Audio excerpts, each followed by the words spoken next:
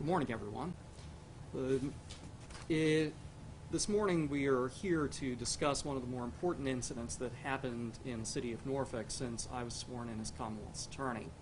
The shooting of an individual in downtown Norfolk late in the evening on February 12th by the Norfolk police. This press conference fulfills one of the promises that I made to the citizens of the city of Norfolk when I sought the office of Commonwealth's attorney, which is to be transparent, to be an independent watchdog over the use of force, and to ensure that nobody was above the law and that all people are accountable. That responsibility is especially important when the police use force. And as I have long said, if the police do wrong, it is my job to hold them accountable. If the police do right, it is my job to commend them for the work that they have done. I am happy to say that today, in the matter that I have reviewed, I can say that the police did in fact do the right thing, and that I want to express my appreciation to the Norfolk Police, and specifically to Officers Jacob Reeves and Gareth Coleman for making a difficult decision to protect themselves and the citizens of Norfolk on that February night. This incident began in the evening of February the 12th. Barry Carrington, the individual that started this whole chain of events, was in downtown Norfolk. He stopped at the Hilton Main Hotel, where he had some drinks at one of the bars. From there, he went to the Waterside District and then back to the Main. Mr. Carrington, during these events, was illegally concealing a 9mm Beretta pistol in his pocket. Mr. Carrington was under the influence of alcohol. His hospital records from the end of this incident show that his blood alcohol level was a .30, over 3 times the legal limit to drive. Mr. Carrington came across Officer Jacob Reeves. Officer Reeves was working off-duty at the Main Hotel as part-time security. Norfolk Police Department orders say that police officers who are working as part-time security don't have to use their body cams, don't have to have them with them. Fortunately, Officer Reeves chose to wear his body camera and ultimately to turn that body camera on. You will see some of the footage from Officer Reeves' body camera and from the body camera of Officer Marco Padilla as we go through. There's a video that we will pick up from here that will be about 10 minutes long.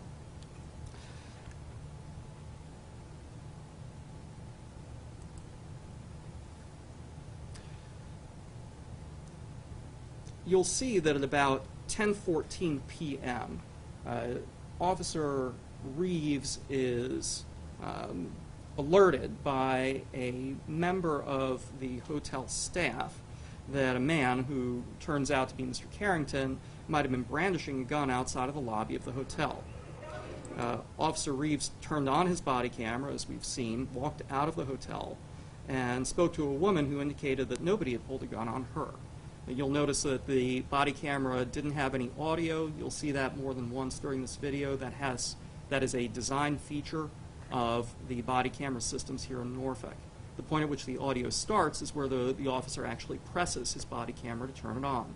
The silent video before that is a 30-second backtrack that the system automatically saves. It saves video but not audio. You'll see Officer Reeves have the conversation with that woman, and then you'll see Officer Reeves tell Mr. Carrington essentially not to come back. Hey, man. Hey, let me see your hands real quick. Let me see your hands. Come here, man. The man in the black trench coat there on the left side of the blurred video is Barry Carrington. You pulled on him? Did you pull on him? No.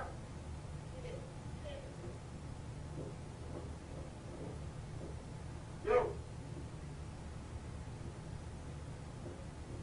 Hey, man, do not come back. Do not come back over here. Video shows Mr. Carrington running away. What the investigation later turned up was that Mr. Carrington went north on Granby Street, up away from the water, turned left on Plume Street going towards the Wisconsin, and then ultimately right on a very small street called Randolph Street that runs between Plume Street and City Hall Avenue. Mr.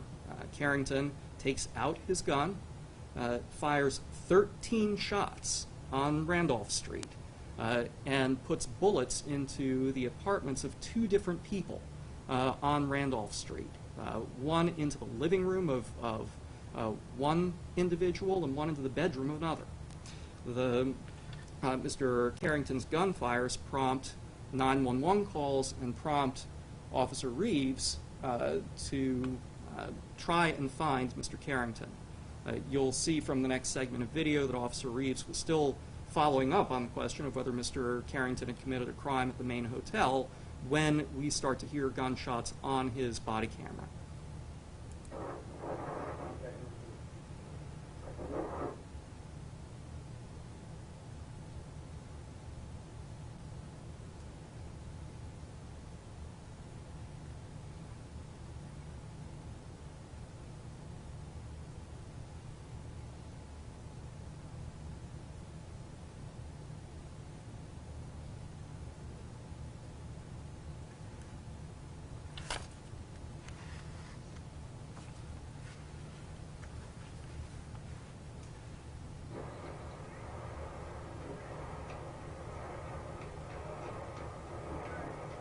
You're hearing those rhythmic pulses, those are the gunshots. 911, where is your emergency? Corner of Granby and Plume, you already get calls about gunshots. Okay, how many gunshots did you hear? I heard about a dozen, and then about 3 more. Okay, did you see anything? No, I can't see because there's a bill. 911, where is your emergency? Hi, I live at the law building, which you probably already heard reports about, but there was, I live on the 4th floor, and there were about 10 shots heard outside, and actually one of those bullets came through my window.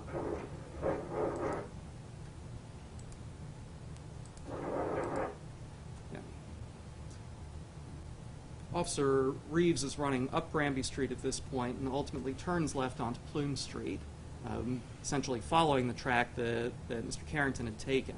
In the meantime, Mr. Carrington had come up Randolph Street to City Hall Avenue and had turned right and then left onto Granby Street again.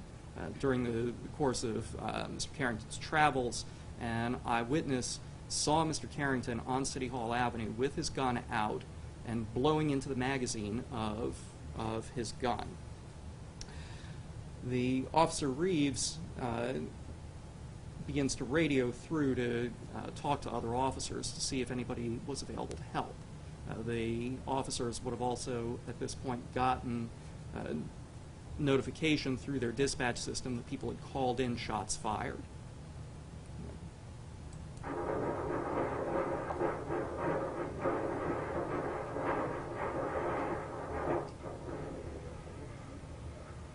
Here we are on Plume Street. The law building's on our left, or pardon me, on our right.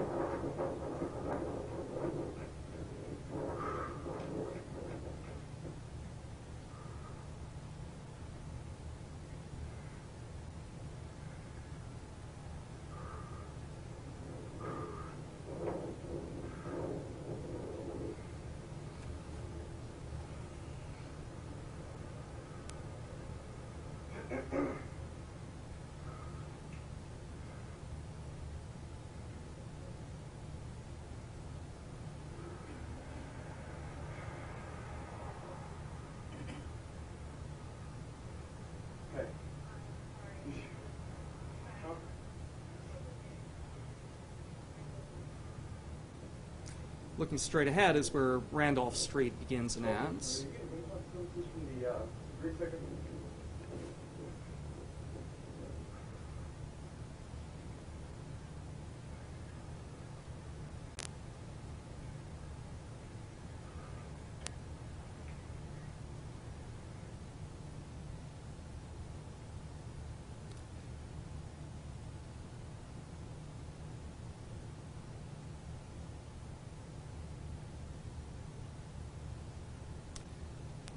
Bear in mind, we're roughly 5 to 6 minutes at this point from the point where Officer Reeves first saw Mr. Carrington.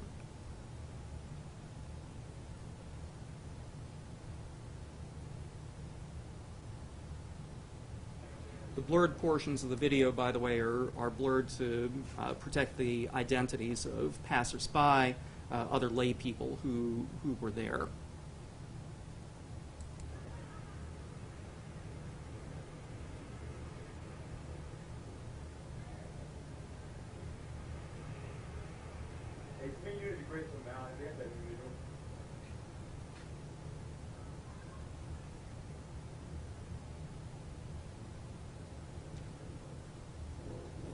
Ultimately, this incident ends near Grace O'Malley's on Granby Street. We could see the facade of that restaurant to our left.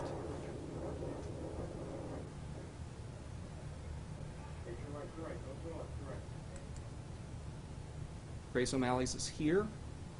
What you see now in the upper left box and that you'll see running in tandem is the video from Officer Marco Padilla, another Norfolk Police Department veteran. Officer Padilla was involved in ultimately capturing Mr. Carrington. Officer Padilla did not fire any shots in this incident, but his video will be very instructive as to why the Norfolk Police had to do what they had to do. The video from here, to be clear, that it's going to fall into the bottom right-hand corner, is again from Officer Reeves. Officer Coleman was brand new to the department. If memory serves, it was his 4th day on the street. And Officer Coleman had a body camera, but in the tensions of the moment, he turned on his body camera only after most of this incident had taken place and after he and Officer Reeves had fired their guns. That said, the video from both Officer Reeves and Officer Padilla covers Officer Coleman's actions, and therefore I have no concern about the fact that we do not have video from Officer Coleman. There's a reason that each officer has a camera, and often if something like this happens, there's enough video from other sources to allow us to have a complete picture of what happened.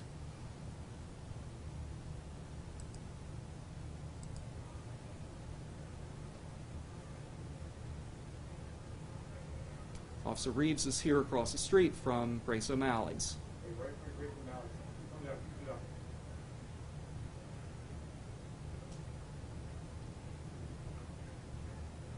Officers Padilla and Coleman are in this car.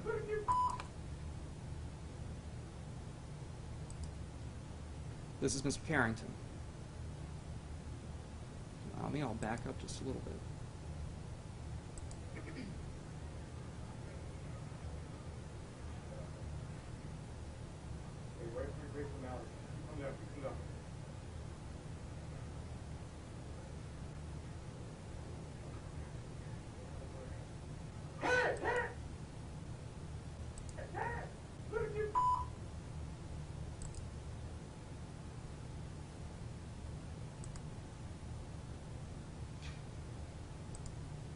Right here we have Mr. Carrington. As you'll see further on in the video, what Mr. Carrington is holding in his right hand is his pistol. Thinking back to that night, this was a busy night on Granby Street. I was out there myself after the Norfolk Police and the State Police called me. If memory serves, it was unseasonably warm. You'll see that there are a lot of people moving back and forth, a lot of folks out enjoying the evening. And therefore a lot of variables for the police officers to keep track of, and a lot of potential victims should something go bad in dealing with Mr. Carrington, an armed man within a couple of blocks of what the police would later determine was his firing his gun.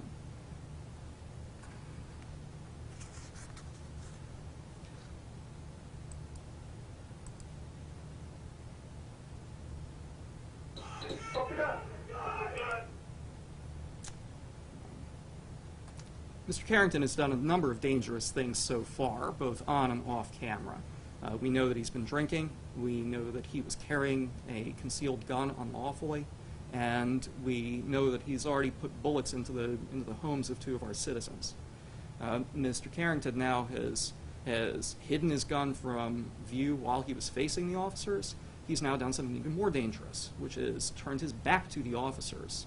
One of the cardinal rules that law enforcement officers have to deal with is that anybody who is armed with a gun becomes more dangerous if the officers are unable to see where the person is holding their gun, because it becomes much more difficult to predict what the person is going to do.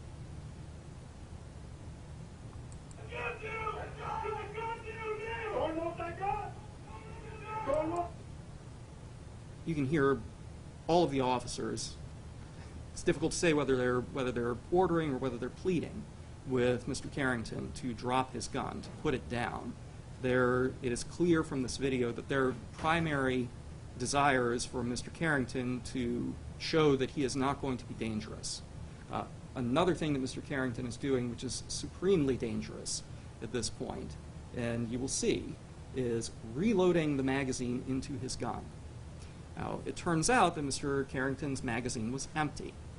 He had essentially fired his entire clip on Randolph Street.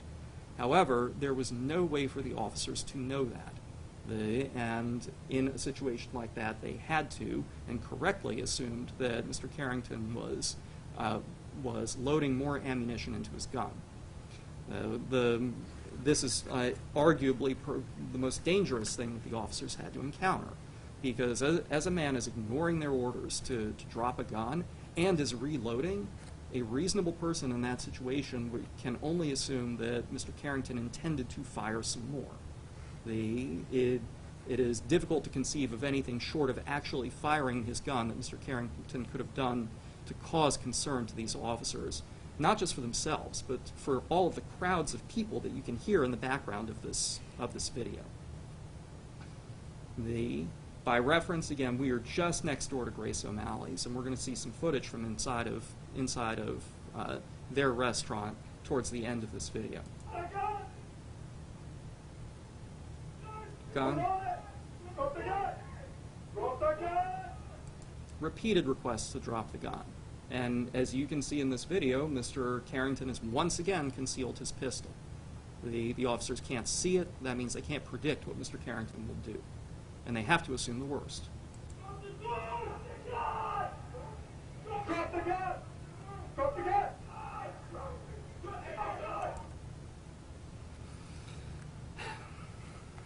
Once again, the police officers are facing a difficult and dangerous and moment-by-moment changing situation. Mr. Carrington has now again hidden his gun, though he may be holding it in his hands, but they cannot see it.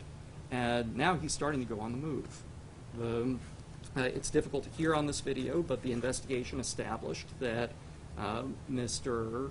Carrington in fact said, "Shoot me," to the officers during this portion of their encounter. We've stopped and started, but you can see that the officers at a number of different junctures are trying to de-escalate this situation.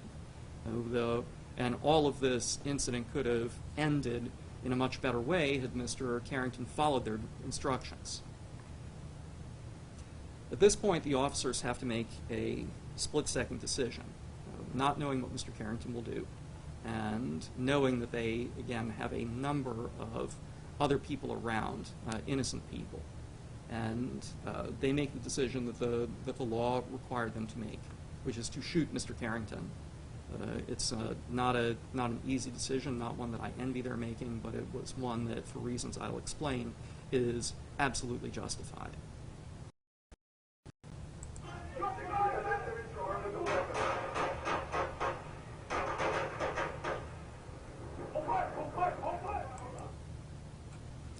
So, 2 of these 3 officers fire.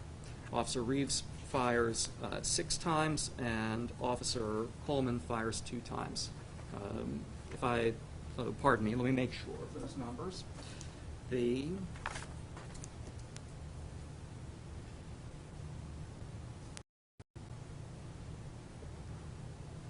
Pardon me, 8 shots for Officer Reeves, 2 for Officer Coleman. Mr. Carrington suffers 4 wounds, two to his left arm and to his left shoulder and his left arm, and ultimately to his right leg.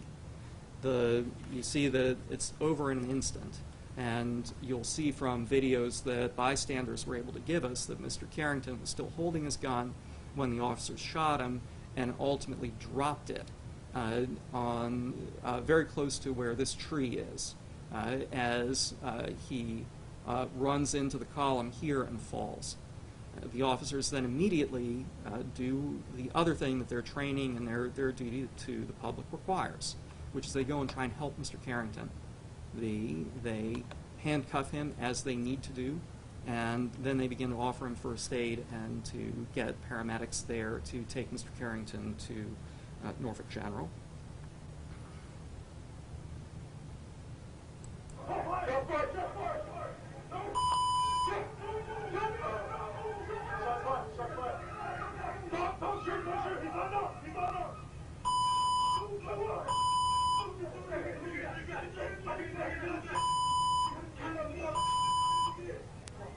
And the two officers you saw were Officer Reeves on the left and Officer Coleman on the right. And we're still watching Officer Padilla's video in the upper left. Lower right is Officer Reeves' video.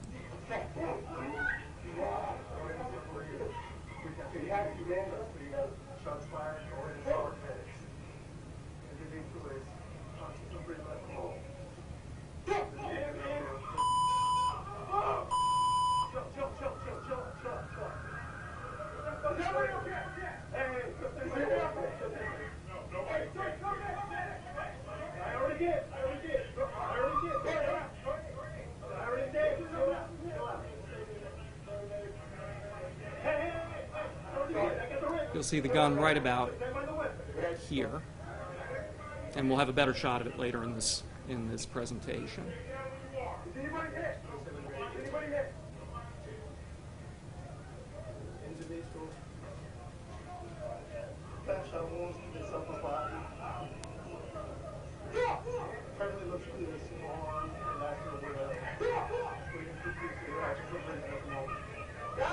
Yeah, and the first thing that the officers do after they determine that Mr. Carrington is not armed anymore is to go all around to make sure that nobody else was hurt. The very fact that they have to do that demonstrates how volatile this situation was and what a difficult call the officers had to make, because they had to worry not just about themselves and not just about Mr. Carrington, but about everybody else who was out on Granby Street that night. Everybody back up! Everybody back up! We're north of City Hall. Everybody back up! Back up, hey! Everybody back up! Everybody help them secure. Help them secure the weapon. Somebody stand by. Everybody back up! 37. Now, if anybody has any doubt about the situation that the officers faced that night, the surveillance footage from Grace O'Malley's should make it exceptionally clear. The video that the state police were able to get from Grace O'Malley's, in which I'd like to express my appreciation to Grace O'Malley's for both having good video that they made available to officers. The good, high-quality video is a key in any investigation, whether it's a shooting investigation or a criminal investigation. Absolutely key. What you will see is that the fact that Mr. Carrington had narrowed the officers' choices to one was not just clear to the officers, but to everybody inside of that restaurant.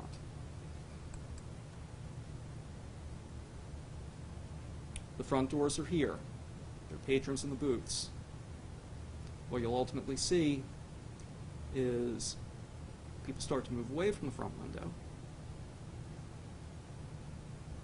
and you're going to start to see staff waving everybody to the back of the restaurant.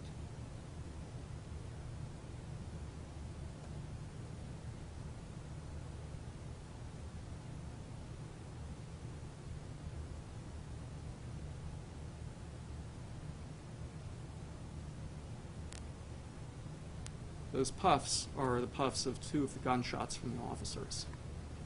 The very fact that people were moving out of those booths before the officers pulled their triggers showed that the officers waited the necessary amount of time to make the difficult decision that they had to make, and that anybody who was watching and paying attention to what the officers were doing knew that the officers were going to have to shoot Mr. Carrington.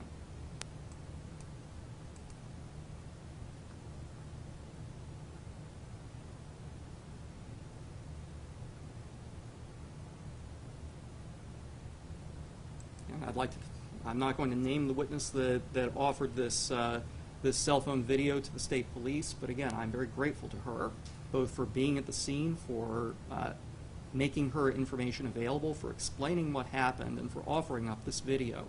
Witnesses who do this for law enforcement and therefore for prosecutors make it both easier for us to show public confidence, or to show the public that they can have confidence in the work that police officers do, and should there be a criminal case, allow us to present evidence in court to hold people accountable.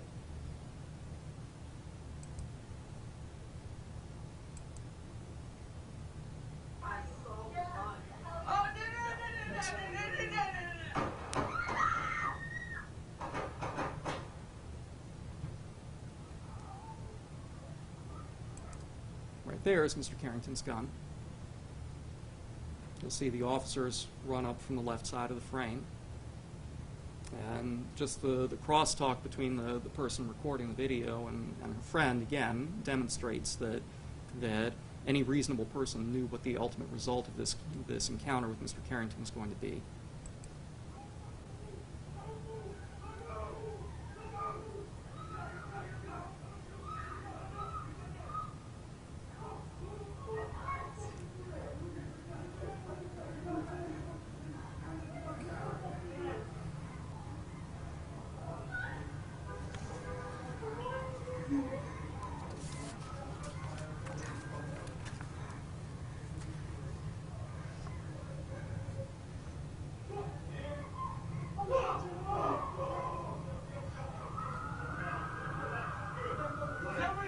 Yeah.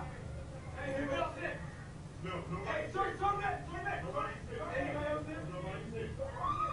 Hey, are you guys okay? Nobody else is in. Okay.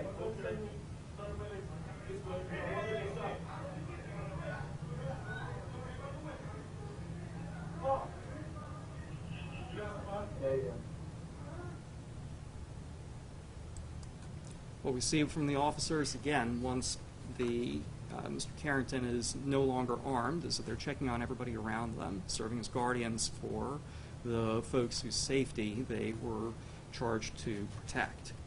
The bullets that the officers fired, ultimately they wounded, but fortunately did not kill Mr. Carrington. There was one other individual who suffered a minor injury to her foot. The best understanding of that is that it might have been a bullet ricochet off of the pavement. That individual who'd been walking her dog, totally uninvolved in this incident, ultimately was treated there close to the scene, didn't require hospitalization. Very, very good news. Everybody, the person who was most hurt physically from this incident was Mr. Carrington. Mr. Carrington spent 3 days in Norfolk General Hospital, was released, and became the subject of the Norfolk Police Department's criminal investigation. I received a call from the Norfolk Police and spoke to the Norfolk Police leadership. I was out there and walked the scene very shortly after these events. I was there also when the Norfolk Police called in the Virginia State Police. I can't stress enough how important it is that the Norfolk Police ask an independent agency to review these police shootings. I have confidence in the Norfolk Police Department's ability to investigate these sorts of cases.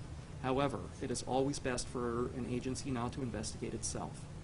The state police I have worked with for some years in a number of different capacities, and they are very high-quality investigators, independent.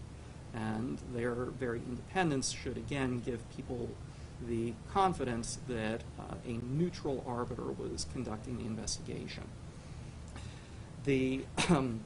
State police gathered the physical evidence related to officers Reeves and Coleman. The Norfolk police gathered the evidence and did the witness interviews to hold Mr. Carrington responsible for the felonies that he committed by shooting into the dwellings of innocent people around the corner from where ultimately he got himself shot. After Mr. Carrington was released on February 15th, he went to the Norfolk Police Headquarters, was agreed to waive his Miranda rights and to speak to the police. It's telling that he admitted to drinking and carrying his gun, but denied shooting it or being drunk, and said, in fact, that he didn't remember being shot. All facts that would be consistent with how drunk Mr. Carrington was that night. A special prosecutor, at my request, handled the case against Mr. Carrington. Mr. Carrington pleaded guilty this August to a felony charge of maliciously shooting into an occupied dwelling. He agreed to serve 6 months on that offense. My office, my involvement in that case was to ask a special prosecutor to handle it on our behalf so that I could handle the officer-involved shooting. That concludes the facts. That brings us to the legal analysis here. My job as Commonwealth's attorney is to make one determination. Are there criminal charges to file against anyone involved in this incident?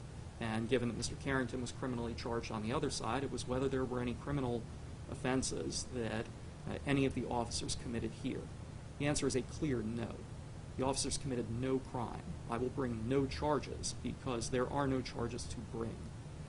The United States Supreme Court has said that law enforcement officers are allowed to use deadly force to arrest, and therefore to seize an individual more seriously than that, where the officer has probable cause to believe that the suspect poses a threat of serious physical harm, either to the officer or to others. When someone threatens an officer with a weapon, and the threat doesn't have to be pointed at the officer, it can be to hide the weapon, in this case to hide the gun, or to load the gun, or to appear to load the gun. The officer may use deadly force, and if possible should give warnings, which we saw many of in the videos here.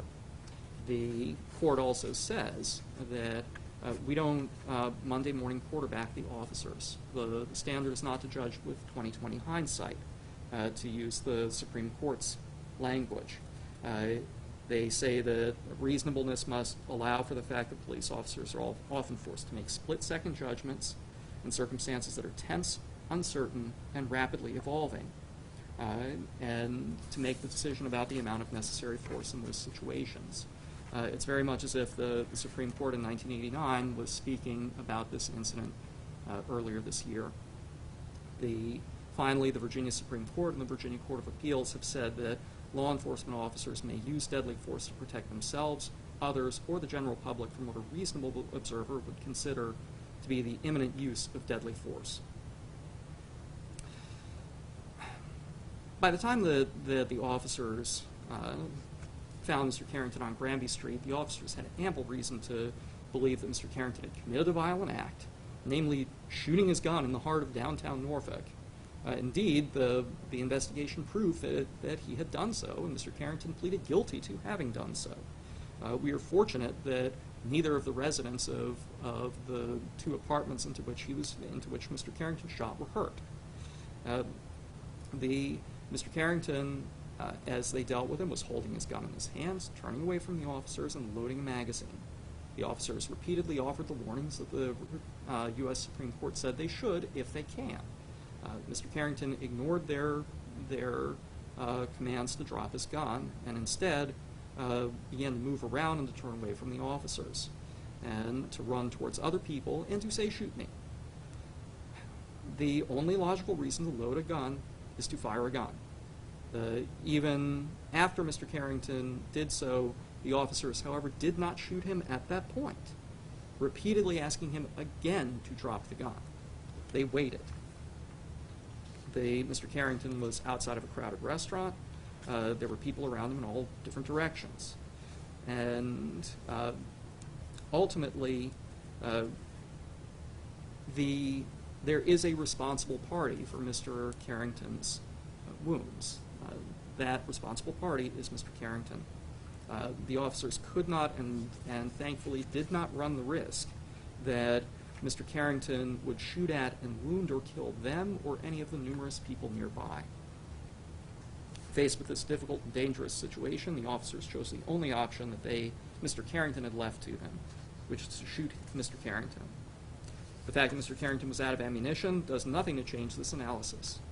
The officers had no way of knowing that, and a reasonable person could conclude from Mr. Carrington's behavior that he had not run out of ammunition. The fact that one of the officers caused injury to a passerby was the unfortunate consequence of Mr. Carrington's action and does not constitute a crime. Had Mr. Carrington made better choices that night, not to bring his gun out with him, not to mix guns with alcohol, not to shoot into the homes of innocent people, not to reload his gun outside of a crowded restaurant, and not to disobey the police's totally reasonable commands that he drop his gun, and not to hide his gun from their view, he could have avoided committing a felony, getting shot, and causing harm to a passerby. We are fortunate that Mr. Carrington survived his series of bad choices and that more people were not hurt due to Mr. Carrington's irresponsible and criminal behavior. We owe Officers Reeves and Coleman our thanks for making a wrenching and split-second decision to use force in the service of public safety. We must remember that every time a police officer goes to work, the officer may have to make difficult, split-second, life-or-death decisions, often risking their own lives to protect the lives of others. Officers Reeves and Coleman were legally justified in using the force necessary to protect themselves and the public from Mr. Carrington. We also owe thanks to Terrence White and to the staff at Grace O'Malley's for their clear thinking in attending to their patrons during this volatile situation, and to the numerous witnesses who called 911, remained at the scene, spoke to the investigators, and provided video footage, allowing the investigators to paint a clear picture of these events for law enforcement and for the public. Finally, I'd like to thank the Virginia State Police for the high-quality work, some of whose fruits you have seen here today. They are specialists in these investigations, and they have done the work that I know they were capable of doing. My thanks also goes to the Norfolk Police Department for making the call to the state police, for being transparent, being straightforward, making all of their resources available in this important truth-seeking process. This is how we build public trust, both in the court system, in the justice system, and in the law enforcement system. And it is through transparency always, and a search for the truth no matter where it leads. I'm happy to answer questions. So, what charges did he plead guilty to specifically? Mr. Carrington pleaded guilty to one count of maliciously shooting into an occupied dwelling. It is a felony. It was one of the 3 charges with which he was charged. Again, that was a special prosecutor's case. Mr. Carrington ultimately served a 6-month sentence. And the other 2 charges pled not guilty? They were null prost. Okay. So they were discontinued at the special prosecutor's agreement with Mr. Carrington. And who was the special prosecutor? It was the City of Newport News. Are the officers involved, are they back on the force? Are they working in the office at the moment? The officers have been on administrative duty since this incident. There are further processes that the officers will have to go through before they will return to regular duty. My part in this process is now done. It is now all up to the Norfolk Police Department and their personnel procedures to follow their rules as far as when Officer Coleman and Officer Reeves can return to regular duty. You may not be able to answer this, but worth asking. Family members during, I think, one of the preliminary hearings or arraignments told us outside the courtroom that they had difficulty getting in touch with him while he was in custody after days, following everything that had happened. And obviously his injuries were shot 4 times, you said? 4 wounds. 4 wounds. So, any sort of reasoning as to why family members weren't able to get in touch with him or find a way to see how he was doing or what his I can't speak to that. I don't know. I just wanted to make sure I understand. You said 6 months. Did that start February or? It did. Mr. Carrington was held from February through August. He had asked for bail. The prosecutors requested that Mr. Carrington be held, and he was held. So is he out or is he serving? Okay. Mr. Carrington is out. And I'll remind everyone, that was not my office handling that case. It was a special prosecutor. So I know as much as the general public knows about what happened in the case. The special prosecutor would be in a better position to explain the details of the plea negotiations and of the ultimate outcome. Regarding Newport News handling the case, why was that? Newport News handled it at my request.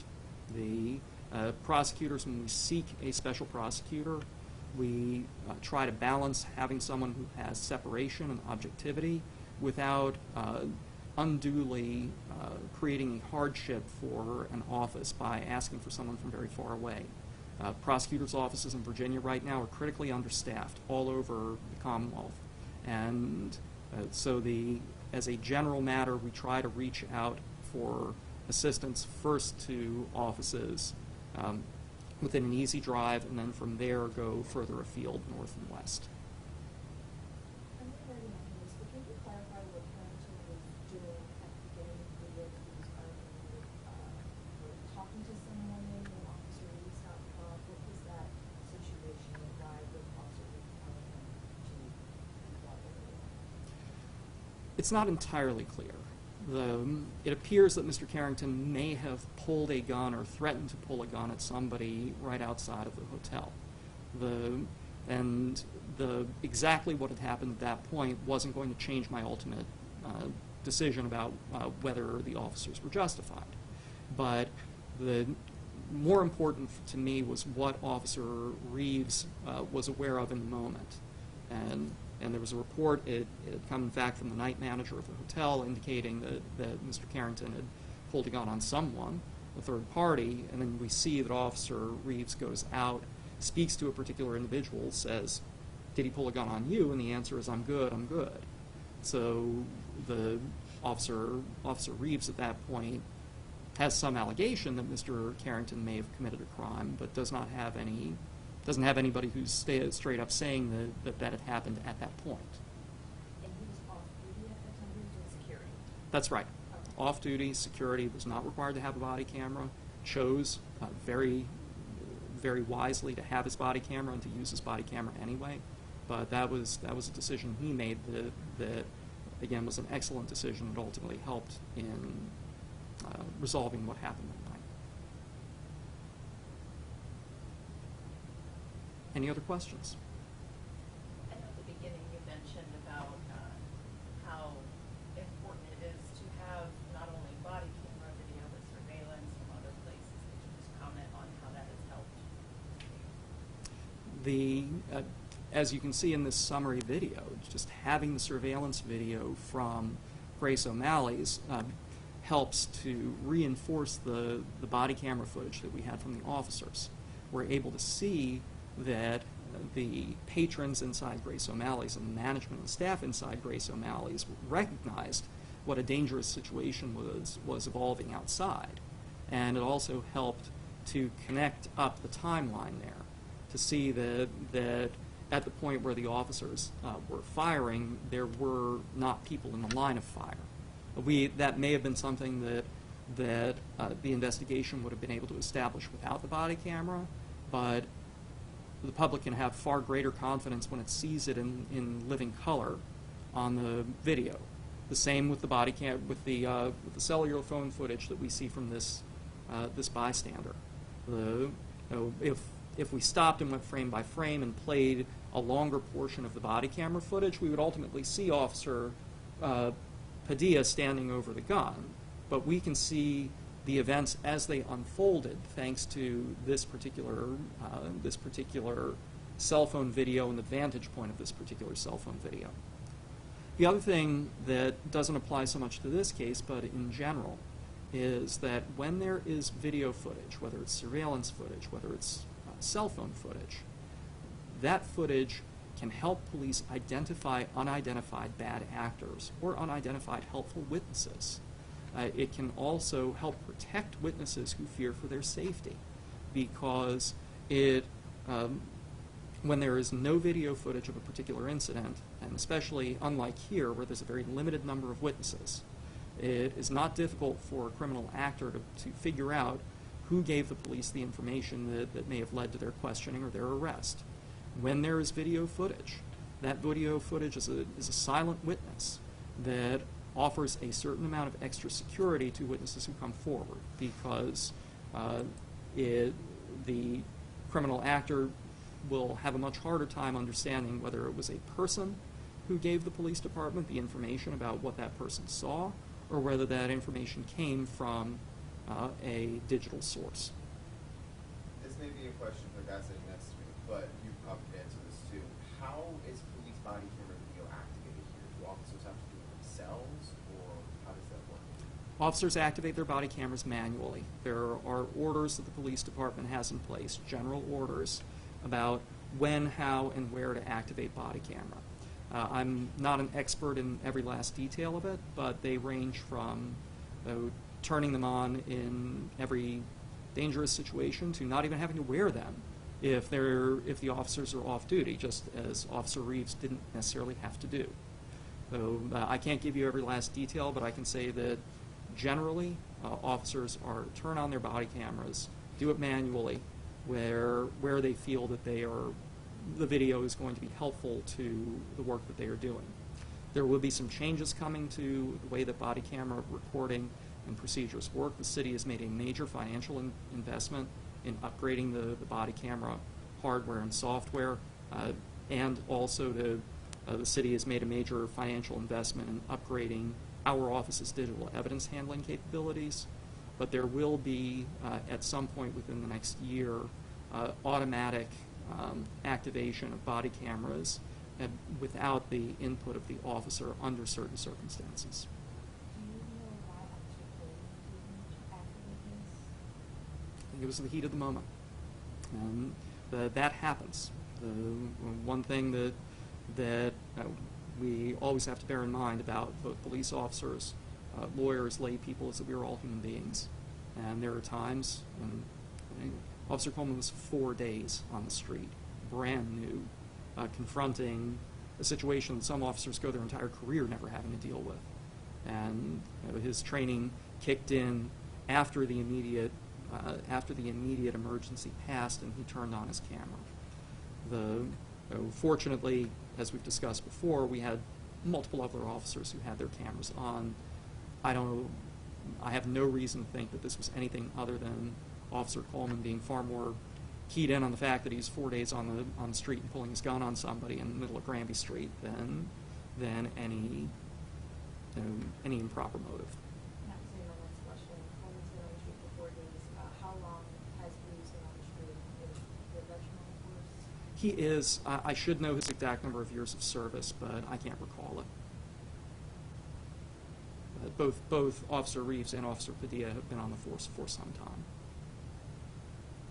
At the beginning, you mentioned it's your job to hold accountability, responsibility for this. Why do you feel compelled to have this press conference today? It's national best practices, first. I learned that a number of years ago at a national prosecutors conference. Second, the people always have questions. Whenever there's a police use of force, they have questions. And my job as the only part of the criminal justice system that's directly accountable to the people is to make myself available to answer those questions as best I can. Releasing a letter, which we have done and which we will make available, is one way to do that. But it is no substitute for being able to answer the sorts of questions that I'm answering here now. And my hope is that by doing that, by being transparent, by showing my work, as I've tried to do during the 10 months, 9.5 months that I've been in office, to reduce the trust deficit in the system, to encourage people to feel as if the system is doing its best to work for everybody and to hold everybody equally accountable. And therefore, in a world where we do not have a witness protection program in Virginia, where there is some risk to witnesses to come forward in violent cases, that the faith in the system and the confidence in the system will maybe be that tipping factor to have somebody come forward and say what they saw in a violent case so that we can hold somebody accountable in court and protect the community rather than expose ourselves to greater retaliation, greater tit-for-tat violence. So it helps not just here, but in every case that my office prosecutes, and I hope in every investigation the Norfolk Police and other law enforcement agencies do. So this would be like a similar process that your office and NPD would do in the shooting that happened back in June on, I think it was Monroe Ave, back in your Larchmont Elementary. Is this a similar process that you guys would take? Yes, it will be. I await the report from the state police on the other officer-involved shootings that have taken place in Norfolk over the course of this year. I will stand before the media and I will answer questions about my legal conclusions in those cases as I receive the reports. I'm able to review them, give them the time that they deserve, and offer up the information in the way that I was able to here today. Can you just sum this all up with what the actions the police officer did to justify what they did? Can you summarize kind of like what they did and how they did it and why they did it? I can try. Yeah. I mean, you said a lot, but can you narrow it all down? I'll do my best. The officers in this case recognized that Mr. Carrington had fired his gun into people's homes on a busy street on a warm night in February. They confronted Mr. Carrington, who had his gun, asked and ordered Mr. Carrington to drop his gun. Mr. Carrington appeared to load his gun with his magazine, hide his gun, and run away or run from the officers while saying, "Shoot." The officers made the decision to use deadly force because they could only conclude that Mr. Carrington presented the risk of deadly force to the officers, the general public, or both. And they were therefore justified in using deadly force to protect us.